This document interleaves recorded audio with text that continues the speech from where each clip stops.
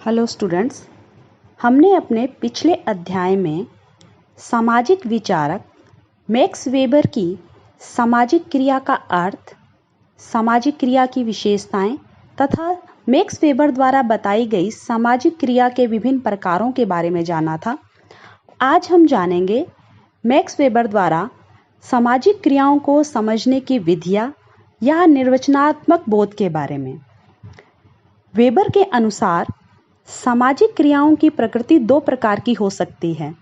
कुछ ऐसी क्रियाएं होती हैं जिन्हें समझने के लिए बुद्धि पर अधिक जोर देना पड़ता है तथा कुछ क्रियाएं ऐसी होती हैं जिन्हें समझने के लिए बुद्धि पर अधिक जोर नहीं पड़ता। अतः दोनों प्रकार की क्रियाओं को समझने के लिए अलग अलग विधियों का प्रयोग किया जाता है। मैक्स वेबर ने सामाजिक क्रियाओं को समझने के लिए दो विधियों का वर्णन किया है। नंबर 1 बौद्धिक विधि, नंबर 2 भावात्मक विधि। पहले हम जानेंगे बौद्धिक विधि के बारे में। बौद्धिक विधि को भी आगे दो भागों में विभाजित किया गया है। नंबर 1 तर्काश्रित विधि, नंबर 2 गणिताश्रित विधि। इसमें पहले है तर्काश्रित विधि। इसके अंतर्गत मैक्स वेबर ने बताया है, जब मनुष्य किसी सामाजिक क्रिया को समझने के लिए तर्क, विवेक तथा कार्यकारण संबंधों की सहायता लेता है तो इसे तर्काश्रित विधि कहा जाता है। उदाहरण के रूप में, यदि कोई विद्यार्थी प्री मेडिकल टेस्ट उत्तीर्ण करके मेडिकल कॉलेज में प्रवेश पा लेता है तो इसे तर्क के आधार पर समझा जा सकता है। बौद्धिक विधि का दूसरा प्रकार है गणिताश्रित विधि। जिन क्रियाओं को गणित के आधार पर समझा जा सकता है उन्हें गणिताश्रित विधि कहते हैं। जैसे 5 गुणा 5 बराबर 25 होते हैं, इन्हें गणित के आधार पर समझा जा सकता है।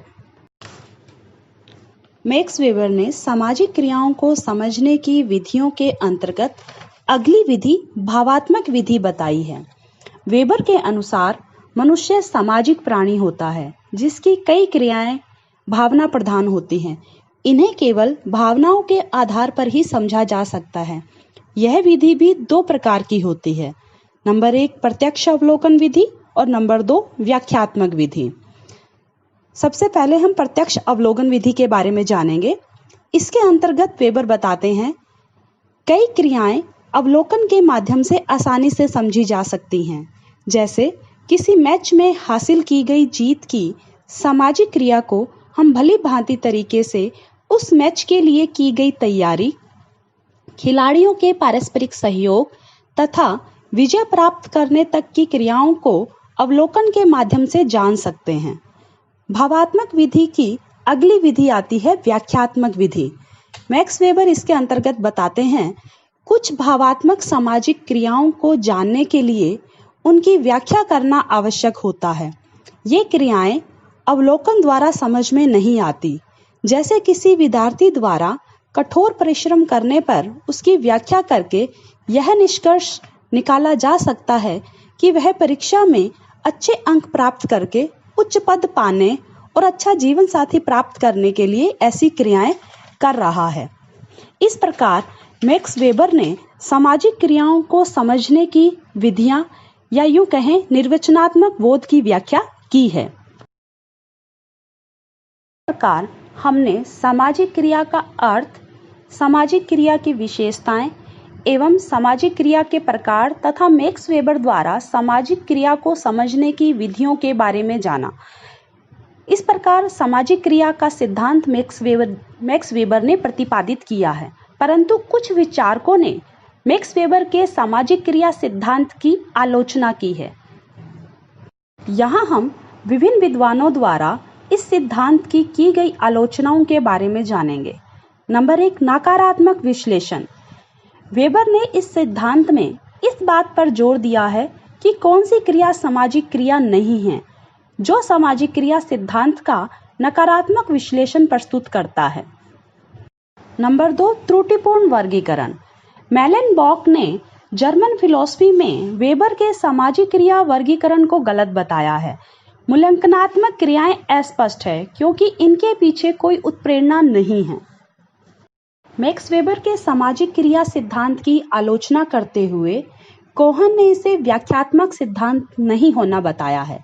कोहन के अनुसार वेबर का सामाजिक क्रिया सिद्धांत जटिल और घुमावदार व्याख्या प्रस्तुत करता है, जिससे किसी भी क्रिया का सीधा वर्णन नहीं किया गया है। अतः सामाजिक क्रियाएं सरलता से समझ में नहीं आती हैं। सामाजिक क्रिया सिद्धांत की आलोचना करते हुए मर्टन तथा कोहन कहते हैं कि यह सिद्धांत सामान्यीकरण करने में असमर्थ है। मर्टन तथा कोहन के अनुसार यह सिद्धांत लघु स्तरीय और संक्षिप्त है, जबकि समाज का क्षेत्र बहुत बड़ा है। अतः इसके द्वारा एक सीमा तक ही सामान्यीकरण किया जा सकता है। वृहद स्तर पर सामान्यीकरण करना असंभव है। सामाजिक क्रिया सिद्धांत की आलोचना करते हुए अन्य विद्वान यह बताते हैं कि यह अस्पष्ट वर्गीकरण है। वेबर का सिद्धांत अस्पष्ट है क्योंकि इस वर्गीकरण में केवल एक ही क्रिया तार्किक, मूल्यांकनात्मक, संवेगात्मक और परंपरागत प्रकारों का वर्णन है, जबकि कई क्रियाएं दो या दो से अधिक श्रेणियों में रखी जा सकती हैं, जैसे युद्ध की घटना तर्क और संवेग दोनों से प्रेरित हो सकती हैं। कुछ विद्वानों ने सामाजिक क्रिया सिद्धांत की आलोचना करते हुए कहा है, सामाजिक संरचना और संस्कृति की व्याख्या यह सिद्धांत नहीं करता। इसके अंतर्गत वे कहते हैं, किसी भी सामाजिक अध्ययन में सामाजिक संरचना और संस्कृति का विशेष महत्व होता है। इन्हीं के संदर्भ में सामाजिक परिस्थितियों की सीमाओं को देखा जाता है, लेकिन सामाजिक क्रिया का सिद्धांत सामाजिक संरचना और संस्कृति के तत्वों को दिया हुआ मानकर अध्ययन करता है। यह इस सिद्धांत की एक बड़ी कमी है। इस प्रकार विभिन्न विद्वानों ने इस सिद्धांत की आलोचना की है। हालांकि विभिन्न विद्वानों ने इस सिद्धांत की आलोचना की है, लेकिन मैक्स वेबर का सामाजिक क्रिया का सिद्धांत समाजशास्त्र को एक महान देन है, जिसने समाज को समझने, अध्ययन करने आदि में नए आयाम प्रस्तुत किए हैं।